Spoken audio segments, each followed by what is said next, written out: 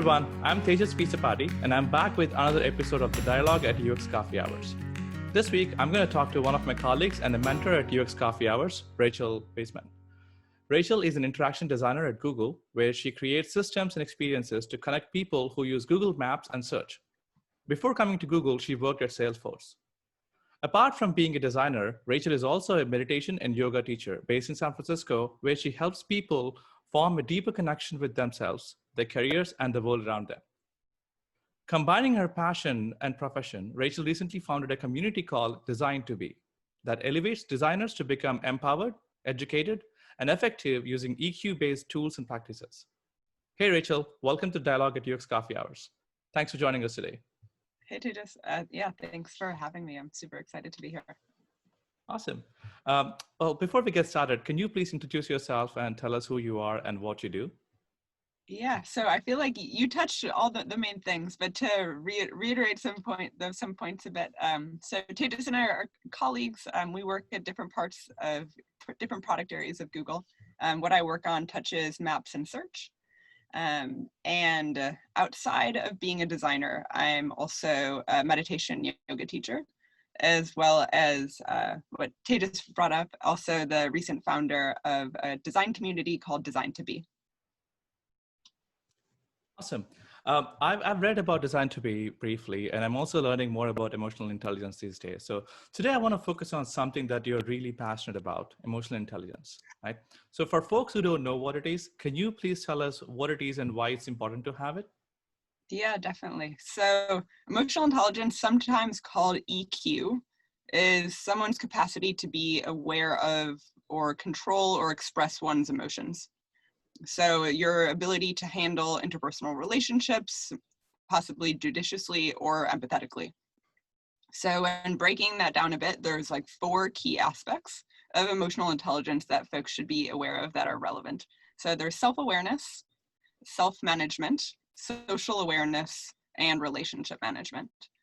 So why is it important to have? So in this context, specifically for UXers, so many of us, myself included, we've gone to school for design, or maybe you've gone to a boot camp, or maybe you learned design or UX yourself. And even though maybe you might be like the best prototyper there was, or the best researcher there was, or the best designer and form the most seamless, incredible experiences, maybe you're extremely unhappy. And maybe you have a lot of anxiety throughout your process, or maybe you might get really overwhelmed, or maybe you're a little difficult to work with, or you find it difficult to work with others. So investing in your EQ or your emotional intelligence helps you change and evolve those skills. That is awesome. Yeah, thanks for setting that context up for us. Before we dive more into EQ, I also want to touch a little bit about your backstory on how you got started with this thing. You previously talked about your story and how you got into mental health and meditation. It was very interesting to hear that. Do you mind sharing that story, Rachel? Yeah, of course. So as I was telling Tejas when we spoke, I think it was like last week. So for a long time, I struggled with anxiety and depression and perfectionism. And specifically through the lens of design, I noticed that throughout my process, these intense sensations and experiences were heightened throughout my design process. So there'd be certain points in my design process that I'd feel like really overwhelmed, or like I'd be in a design crit and I'd like the whole world would be crashing around me because people would be ripping apart my work. And so these different sensations would feel really heightened and really intense. And I've luckily found meditation and yoga, and specifically meditation had a really huge impact, really shifting now what I don't experience those intense sensations, and I don't experience perfectionism anymore, and I don't experience anxiety or depression. I do have feelings of sadness or feelings of overwhelm, but there's more of a light at the end of the tunnel, and I now have the resources in order to navigate that. So I've now been meditating on and off for 5 years and 5.5 years, and every day for 3.5 years. And I can confidently, fully say that it's made me a more balanced and integral person. And specifically in this context, a stronger designer, because I'm able to be aware of my capacity and how I can effectively show up, and as a result, design more effective solutions. That's really good to know, and we're really glad that you're doing much better now. You're in this really interesting intersection of UX designer and meditation and yoga, and emotional intelligence and all these things together, right? So from your lens as a UX designer, why do you think EQ or emotional intelligence, or rather, like, where do you think it's going to be helpful? You briefly touched about, like, design critiques and, like, how you handle anxiety during the design process, but, like, can you elaborate a little more in terms of, why is EQ more important to UX folks in general, and maybe professionals in general? Yeah, for sure. So I've seen many UX folks that I've worked with or who I've talked through like forums like this or random like networking scenarios, but especially like colleagues or people in the like Googler community or extended design community, especially during COVID. So many more people are struggling with burnout or overwhelm, or maybe having more conflict with team members since they're a bit more on edge. And by investing in your EQ or taking a step back, more of your relationship to the craft itself, then ultimately you can become a more effective designer or writer or researcher, since you are more inspired and aware of yourself and the world around you. You're more aware of your resources, so you're not pushing yourself over the edge and then ultimately get really sick for weeks and get burnt out. And you're also more aligned with, am I even at the right job? Am I really passionate about designing and creating these solutions, or should I try something else? That's true. Yeah, I agree with you on that. Like, times like this are pretty difficult to handle emotions and also work with people who are sometimes usually difficult to work with. And like this situation made it even worse. And like these are great tips and ideas. Thanks so much for that. So let's switch the gears a bit. And you recently started a community called Design to Be. Can you tell us a little bit more about that? What is it, and what do you guys do over there? Yeah, so Design to Be is a community that elevates designers to become empowered, educated, and effective, specifically using EQ-based tools and practices. So right now, our community is broken into 3 different segments. First are our digital events. So right now, they're only digital, given our current situation. And in August so far, we've had 2 events, which have been, one was yesterday and the last one is on the 25th. And for these events, the first one focused on curiosity. The latest one that was the other day focused on resilience. And the one on the 25th focuses on fulfillment. And the breakdown of these events, it's all virtual over Zoom. And there's a larger group conversation, there's self-inquiry through writing prompts, and so a little bit of meditation and small group discussions. The 2 other segments of the community is one, a more smaller, tight-knit community that folks need to apply for called Designers to Be. And the last is a private beta that folks can sign up to join the waitlist. So if you go to designtobe.com, you can learn more about all of that. Awesome. That's designtobe.com, right? The website? Yes. Awesome. Thank you. So let's reflect on the last event that you organized. Can you tell us a little bit more about like what exactly happens during these events? Like how are they structured? You briefly touched about it, but like, can you tell us a little bit more? Yeah, for sure. So we'll take the one yesterday, for example. So the focus was resilience. So how can you cultivate more resilience throughout your design process? And the few use cases that we focused on, and we're focusing on like all different designers. So different use cases resonated with different folks.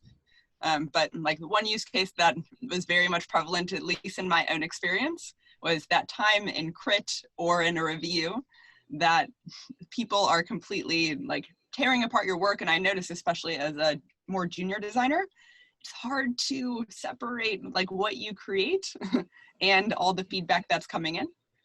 The couple other focuses were working on something and putting all of your heart and soul into it, and you feel you're so proud of it.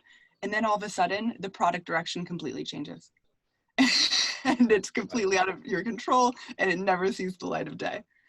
So how are you okay with that, and how do you bounce back from that? So there were a few other use cases and situations that we focused on. And the flow of it was focused first on resilience and design. So taking through a few steps of how to, different perspectives and different lenses of how to cultivate a more resilient design process. So this was through me talking a bit, and also through folks answering different kinds of questions to really dive into how resilient is their design process, and what are elements that they could really lean into, what are their resources, what do they think that would be really beneficial for them to dive into to cultivate more resilience. And that led to more larger group discussions. And we had then a short meditation that I led to really embody this idea of resilience throughout one's design process. And last was small Zoom breakout rooms, so in pairs or groups of 3, to talk through a few remaining open-ended questions for folks to connect in a more intimate setting. Cool. So what do you if a researcher or a content strategist or a UX program manager wants to join some of these sessions? Like, what would you say to them? So one woman who has been, she bought an August event pass, so to all 3 events, and she's a UXW, and she's been coming to my meditation class at Google. So that's Awesome. how she found out about it. And she asked me that same question, and so I said, this is specifically created for designers of any kind. That being said, like, UX is in this very interesting world where it combines so many disciplines, but at the same time, we're all working together to create a solution. And we all do have our own processes. So that being said, if someone who's listening to this or who comes across this, who's a researcher or a writer or a UX engineer or somewhere in the umbrella of UX, who this really speaks to them, you're more than welcome to attend. Folks already are. That, like, the caveat would be, like, the use cases are very specific to saying as a designer. But if anyone's curious to, like, learn more, has any hesitations, they can totally reach out. Awesome. Thanks so much for giving us that insight. So for folks who are interested, how can they get started with the journey towards emotional intelligence in general? And, like, what's the paths that you recommend for them? Yeah, so I'll sell a couple things with Design to Be, and then I'll give a actual tactical thing that folks who are listening can start right away. Sure. So one would be, like, come check out our events. So we give folks very, like, tactical specific things that they can start weaving into their design process. Another recommendation would be on the Design to Be website, we have a design process EQ quiz, which would give you a great base level of where are you even starting? Do you have a really high design process EQ, or, like, where in the range are you starting? So that would start to cultivate some self-awareness. The last more, like, tactical thing, and we spoke about this in Design to Be Resilient actually, is a tactic called bookends. So it's starting your day with an intention and then ending your day with a reflection.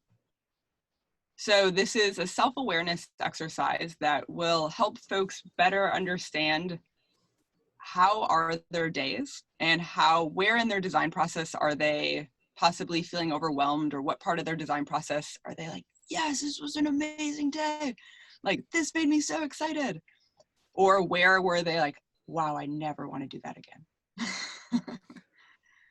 So just whatever it may be, cultivating a little more awareness to better understand where you want to go from there.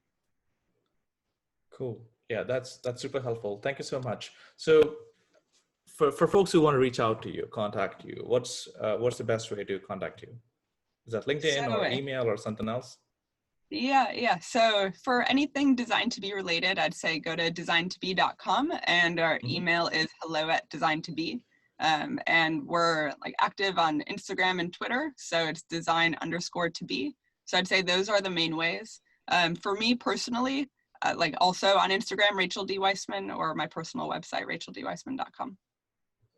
Awesome. Great. Thank you so much, Rachel, for joining us today. It's really great talking to you.